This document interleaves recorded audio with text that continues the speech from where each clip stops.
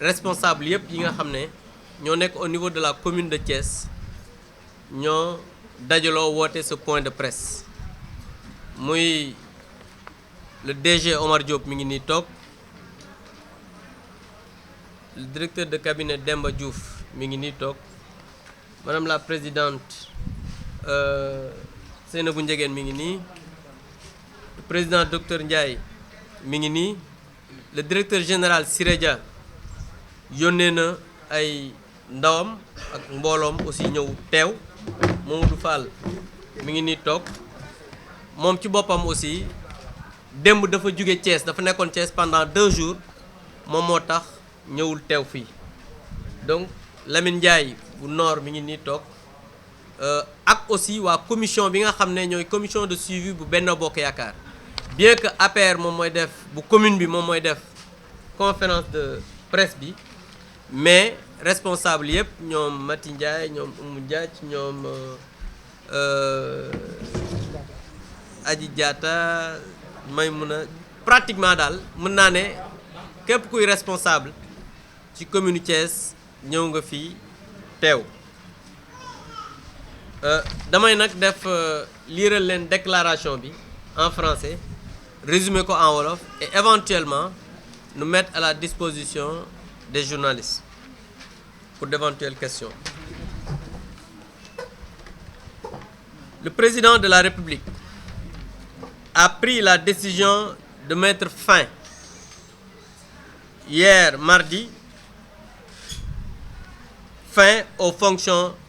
de M. Thierno Alassane Sall à la tête du ministère de l'Énergie. C'est une décision qui relève des prérogatives régaliennes du chef de l'État qui apprécie et prend des actes en se basant sur l'intérêt du pays. D'ailleurs, c'est le lieu de remercier le président de la République pour toutes les actions entreprises pour la région de Thiès, qui reste pour lui une localité importante de par sa position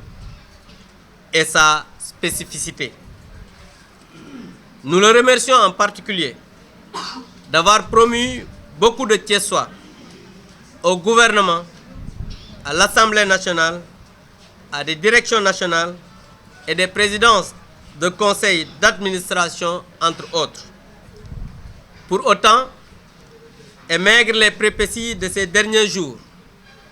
l'Alliance pour la République de Thiès invite le camarade Thierno Alassane Sall à continuer le travail de massification entrepris à la base. Nous l'encourageons et lui demandons, tous ensemble, de poursuivre le travail déjà entamé pour le triomphe des idéaux du parti et dans l'intérêt exclusif de notre localité et du pays. Ce qui nous permettra sans aucun doute de donner une véritable raclée à cette opposition bavarde qui, en vérité, ne nourrit aucune ambition pour notre cher pays. L'APR de Thiès reconnaît en Thierno Alassane Sall un militant engagé, désintéressé comme du reste, il l'a toujours défendu. Et à l'instar de nous tous, respectons les règles élémentaires qui régissent le fonctionnement de notre jeune parti. Aujourd'hui, l'Alliance pour la République de Thiès est plus que jamais unie et solidaire de son président, son Excellence Macky Sall, à qui elle renouvelle tout son engagement et son dévouement sans faille et lui promet aussi une éclatante victoire aux prochaines élections législatives du 30 juillet 2017. Aucune concession ne sera faite à l'opposition qui n'a que l'insulte et la médisance comme argument. Comme d'habitude, elle ne se signale aux Sénégalais qu'à la veille des élections, mais sans programme, sans aucune vision, encore moins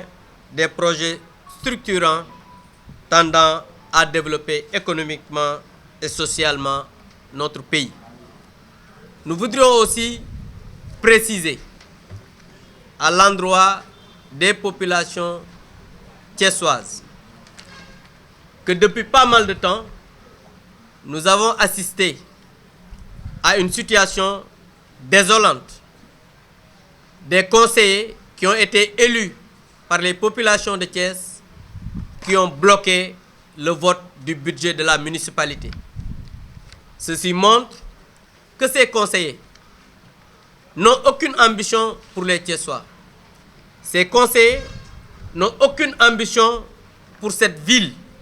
Ces conseillers n'ont aucun respect pour les Thiessoises et les Thiessois qui ont voté pour eux. C'est pourquoi nous voulons ici et maintenant demander aux Thiessoises et Thiessois d'avoir fait ce constat-là avec nous pour simplement dire que ces conseillers ne travaillent pas pour les populations thiessoises, que ces conseillers ne travaillent pas pour notre ville Thiès, mais ces conseillers travaillent exclusivement au service d'un homme et d'un parti politique. C'est pourquoi ils devraient aujourd'hui, c'est-à-dire tirer toutes les conséquences de cette décision et continuer à accompagner le président Macky Sall pour bouter hors de cette ville cette coalition qui n'a aucune ambition pour cette ville. Voilà ce que je voudrais dire en français en disant tout simplement vive l'APR de Thiès, vive le Sénégal, vive le président Macky Sall. dañuy wax ne ki nga xam ne mooy le président Macky Sall bi nga xam ne moom la sénégalais yi fal mu nekk président de la République du Sénégal depuis 2012 démb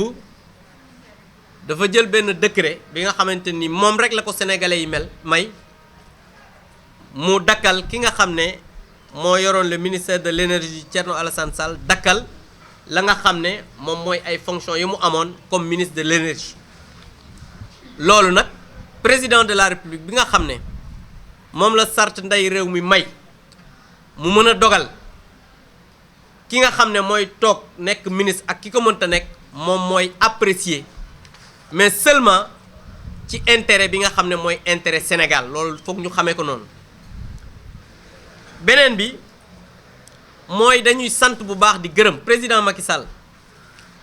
ci liggéey bi nga xam ne depuis 2012 mi ngi koy def fii ci dëkk bi nga xam ne moom moo ñu boole ñun ñëpp muy Thiès di ko def ci wàllu social def ko ci wàllu éducation def ko ci wàllu quand je dis social bourse de sécurité familiale moo tax may wax couverture maladie universelle moom moo tax may wax ñi nga xam ne ñoo dëkk ci yenn gox yi nga xam ne daawul am ndox depuis 2009 gis nañ ne am na ay branchements sociaux ak ay extensions lii nga xamante nii depuis ay at ñu ngi koy joow muy Balabé ña fa dëkk xam nañ ne entamé nañ forage bi nga xam ne mooy intégrer réseau Balabé ci SDE li nga xam ne moom mooy ay retraités yu nekkoon chemin de fer ñu amoon benn contentieux bu yàgg boo xamante ni président Macky Sall saafara na ko ak yeneen yoo xamante ne nii Promoville barki Dembo Ndiaye soo demee R100 ak feneen yaa ngi gis ñi ngi dagg tali yi di ko defar ñu bari yaakaar ne maire ko defar te loolu Promoville la projet bu jugee ci président Macky Sall la ak yeneen yoo xamante ni président Macky Sall def na ko ci fii nga xam ne mooy Thiès te ñu dëkk fi donc ñu koy sant di ko gërëm ci loolu. beneen mbir bi mooy président Macky Sall dañ koy sant ndax am na ay doomu Thiès yu mu jël nommé leen ci ay poste de responsabilité moo xam gouvernement la moo xam assemblée nationale la ci ay bureau moo xam ay directeurs généraux la moo xam ay conseil d'administration la ak yeneen yoo xamante ni mi ngi koy jàppale ci ay ndaw Thiès depuis 2012 mu nekk ci bopp réew mi ba tey loolu ñu ngi koy ci sant di ko ci gërëm waaye nag li am na te ñu nangu ko lool nag te di wax ne amul kenn koo xam ne di nga am sa camarade de parti mu am loo xamante nii mën na méngoog lu naqari nga ko koy yéene donc ñuy wax ne Thierno li ko dal yéene wuñ ko ko waaye terewul moom génnoon na fi gouvernement dafa continuer di liggéey ci biir parti bi moo tax ñu koy woo di ko laajaat di ko waxaat pas laaj mais di ko wax li nga xam ne commencé na ko ci biir Thiès mu ànd ak camaraatam yi nekk ci biir Thiès continuer di ko def parce que jàpp nañ ne loolu mooy li nga xamante ni mooy wareefam ñun ñii mooy suñu wareef ñu wax ko ci kanamu ñépp parce que dañuy bañ kat nit ñi yaakaar ne loolu ba mu amee rek APR jeex na APR tas na APR tasaroo nañ tey jii boo seetloo tey la ñu gën a booloo bokk ndey ak baay pour faire face à l'ennemi maanaam ñi nga xam ne ñoo fi nekk ñu mën leen a gagner bu baax ci élection yi di ñëw muy le 30 juillet. di wax rek ne Thierno ñëpp nangul nañ ko ne militant bu engagé la ñëpp nangul nañ ko ne ku discipliné te dafa yàgg a wax ne ay poste de responsabilité taxul muy ànd ak président Macky Sall loolu nag tey la war a feeñ te jàpp nañ ne dina feeñ mu ñëw laxasaayu ànd ak ay camarades am ñu liggéey pour jox président Macky Sall une belle victoire ci élection yi di ñëw waaye nag di wax ne APR bu Thiès tey la gën a takkaayu tey la gën a laxasaayu tey la gën a booloo nekk benn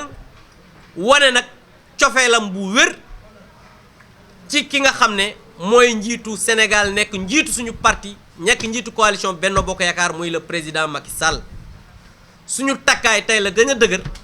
suñu engagement ci wetam tey la gën a dëgër suñu cofeel ci moom tey la gën a wér loolu ñu bëgg ko wéral ba mu leer nañ di wax ne nag amul dara loo xam ne comme ni ko xale yi di waxe opposition bi duñu leen may dara parce que jàpp nañ ne tey jii Ceesuwaay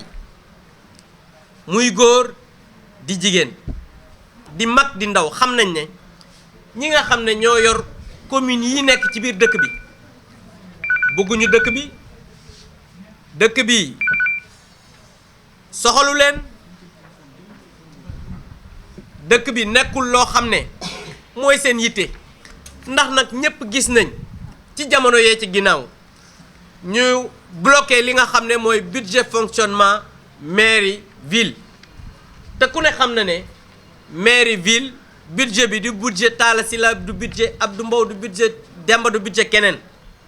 budget waa Thiès la pour lijjanti jafe-jafe askan wi seen paj seeni yoon seeni li nga xamante ni mooy solo yi nga xam ne dinañu ko soxla pour seen dund mën a jëm ci kanam donc jàpp naa ne bu la ay Thiessois fale jox la seen baat nga dem nga ne doo woote budget bi nga xam ne mooy tax bu ñu feebaree faju budget bi nga xamante ni nii bu xale yi bëggee football am ay mayo wala ay bal budget bi nga xamante nii bu jigéen ñi ñu war leen ci jàppale nga ne doo ko wote budget bi nga xamante nii ci la ñu war a defaree ay yoon yu ñuy jaar nga ne doo ko wote jàpp naa ne kooku bu ne bëgg na Thiès daf leen di nax moo tax nag ñuy wax Thiessois yi ak Thiessois yi loolu ñun ñëpp ñoo ci teg suñu bët mu war a tax nag takkaay bi nga xamante ni takk woon nañ ko ba tey jii ñu xam ne ñoom ñooñu fi ne dëkk bi war nañ leen ginnaaw dañu ko war a gën a fésal nag le 30 juillet fésal bi nag du lenn lu dul jox une victoire éclatante maanaam gagné bu amul benn natable ki nga xam ne mooy la coalition Benno Bokk Yaakaar te président Macky Sall jiite ko loolu nag ñun tey lañ ci gën a tax tey lañ ci gën a taxaw tey lañ ci gën a farlu te jàpp nañ ne képp koo xam ne yaa ngi ci biir Alliance pour la République muy ñi ma fi tudd léegi di DG Siré Dia di Thierno Alassane Sall di Omar Diop di Demba di Seynabou di keneen ak keneen ñooñu ñëpp jàpp naa ne am nañ tey farlu goo xamante ne nii tey la ñu gën a nokk benn tey la ñu gën a nekk takkaayu tey nag la ñu gën di fësal seen voilà docteur Pape Amadou Ndiaye responsable politique APR ci biir Thiès ginnaaw génnub Thierno Alassane Sall ci nguur bi nga xamante ne président Macky Sall moo ko dakkal ak décret li ni mel tey waa APR daje fii yéen a nga parti bi fii ñu bëgg rek nga wax ñu docteur tey lan mooy sa yëg-yëg. maanaam xam nga comme niñ ko sunu camarade Abdou Mbow waxee lii nga xam ne tey dañ dal sunu benn ci sunu membre muy Thierno Alassane Sall du kenn koo xam ne yaa ngi ci am kontante waaye nag président Macky Sall moom la yàlla jox moom mu am sañ-sañu dugal ak génne ku nekk ci biir gouvernement bi te li mu koy defee rek mi ngi ko def ci coobare ak seet nag li gën ci Sénégal ci loolu la def ba tey jii mu indi lii waaye xam nga comme su amee événement bu toll noonu day laaj ñun ñëpp ñu ñëwaat toog xoolaat nan la ñuy defaraatee sàppe yi loolu moo tax tey jii ñu wootewaat peuple ñëpp te ñëpp dellu si tey jii ñu bari ñoo xam ne gëjoon nañ leen gis ñëpp ñëwaat pour wane que il est vrai que yenn saa yi dina am ay tolof-tolof waaye tey la ñu gën a ànd benn pour liggéeyal président Macky Sall pour ñu dem ci biir législative yi indi ko ndam loo xamante ne kenn du ko lam-laamee. alors li ni mel dafa am liggéey bu am solo bu nga daan liggéey ànd ko Thierno Alassane Sall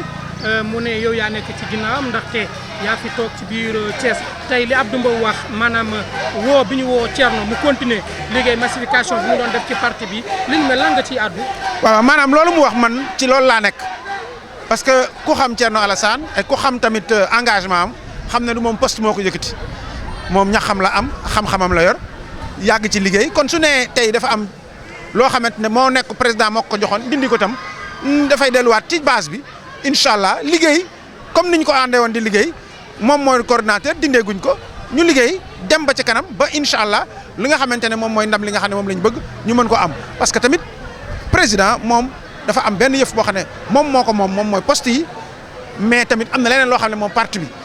poste beeg parti bi ñaar la yoo xam ne bokkuñu nit ñi dañ ko war a xam ne que comme bokkuñu ku nekk na demal ci sa bopp tey jii am na fi ay militants yoo xam ne ñoo gën a méritant ñun ñii nga xam ne yàlla président jox nañu poste y a des militants plus méritants yoo xam ne ñi ngi ci terrain bi guddi ak bëccëg ñooñu tam tey jii nañu nekkee ci terrain bi di góorgóorlu te amuñu poste ñun tamit suñu amoon poste ba bañ ko amit noonu la ñu war a demet ci terrain bi gën a laxasaayu liggéey pour que li ñu nga xamante ne moom la ñu bëgg moom mooy Sénégal jëm ca kanam ci par le PSE Sénégal jëm ca kanam par les réalisations Thiès tamit dem ba ca kanam ba nga xam ne li ñu ne mook am ko moom ñu jëndi ko ci loxoom teg ko ci loxoom président Macky Sall. waaw avant tout ñi ngi masawu Thierno xamal ko ni aussi politique comme train la rek bu ñu yegsee ci gaar faaw ñu am ñu wàcc am ñu yéeg na jàppee mbir mi que ni génn ci gouvernement bi taxul ñu génn la ci parti bi parce que Thierno dafa nekk quelqu'un boo xam ne yàgg na travail pour le parti mais tey bu ñu demee ba xam ne tey ci liñ ko dénk mi ngi sooxee wala am na ci ay manquements yu ci def jaadu na ñu jëlee ko fa teg keneen koo xam ne mën na ko doxal parce que ñun président moom lañ fal te ci bilan moom bu ñuy laaj bilan ëllëg moom la ñuy laaj bilan donc président ñi ngi ko ci encore une fois di ko ci encourager di ko soutenir ci bépp décision bu mu jël pour jëmee le Sénégal dans les rampes de l'émergence ñi ngi ko ciy accompagner di wax nag encore une fois que mbir mi am nekk na benn choc ci ñun mais du tere ñuy eggale liggéey bi parce que actuellement yaakaar naa ni li nga xam ne moom moo fi am ba des mooy ñu xool comment gagner les élections législatives yi ñu jëm te defe naa ci foofu la ñu war a toll. non loolu lu ñuy waxaat la parce que man damaa yàgg a gëm ni Thierno du moom mooy fédérer la famille à Thiès Thierno du moom moo mën a conduire la coordination communale à Thiès mën na def liggéeyam mais politiquement Thierno yàlla xam na ne du moom mooy jëmee APR Thiès kanam donc tey nag bu ñu ko fi dindee du man damay taxawaat naan leen nañ ko fi indiwaat moom mooy jiitu ñun dañoo wax ne ñu indi un fédérateur et puis ñu xam ne carrément que ni parti boo ko yoree da nga war a additionner mais pas di soustraire donc ñun bëgguñu mu amaat benn situation comme bi fi nekkoon ñun dañoo bëgg un rassembleur un gagneur yàgg naa wax tout le temps ñu xool la tetu APR à Thiès day def défaut cette fois-ci nag jot na pour ñu xool des gens yoo xam ne capable nañ ko mën nañ ko ñu dénk leen ko mu am une gestion collégiale bañ a am une gestion personnelle. waa Thiès defe naa ni ñi fi am capacité yi defe naa ni bari na parce que Thiès bastion de cadre la et d'intellectuel Thiès bastion d'homme politique la yaakaar naa ñi fi mën a jiite loolu bari na kon mën nañoo def ndànk ñu bañ a yàkkamti kenn ku ci nekk di jéem a xool nu muy positionné woo alors que tolluñu ci question ci moment positionné dañoo toll ci moment am comportement politique bi mooy xool nan la ñuy def ba gagner 2017 parce que 2017 préfigure 2019 et conditionne notre avenir au pouvoir donc dafa am un enjeu important je ne sais pas pourquoi les gens sont incapables de décortiquer ce message au lieu de voir comment faire pour gagner ils se positionnent nekkuñ ci moment positionnement moment jox président doole lañ bëgg ici à Thiès jox ko majorité et c'est sur cela maa ngi profité di wax aussi le poste bi nga xam ne tey jëlee nañ ko ci doomu Thiès nañ ko delloowaat ci doomu Thiès et ñu responsabiliser aussi jeunesse bi parce que jeunesse bi daf cee mën lu bari depuis 2008 ba 2012 ñun ñoo fi nekkoon di xeex ngir le président de la République lépp luñ fi am yaakaar naa ñun ñoo koy xeex te boobu dara nekk fi woon tey bi mu fi nekkee loolu lañ gën a mën et yàgg naa ko wax yàgg naa wax fii seen presse bi man leen ñii nga xam ne ñoom lañ dénk ay responsabilité Thiès di sooxe ba léegi le 10e de leur moyen suñ ko amoon on va faire mieux que te Thiès est prenable Thiès est gagnable et on peut gagner Idrissa Seck si on nous donne les possibilités et que ensemble ñu travailler avec l'union des cœurs et des esprits defe naa ni loolu moo nekkoon suma xalaat et que tey li fi am aussi maa ngi koy ñaawlu di wax ni ñëwaat à la raison les questions du moment du question wu positionnement question wu comportement la ñu jéem a xool nan la ñuy gagner defe naa looloo war a jor ñëpp mais kenn la man maay jiitu man maay def lii man maay def lee loolu amul benn njariñ maa ngi sant ñëpp di gërëm ñëpp.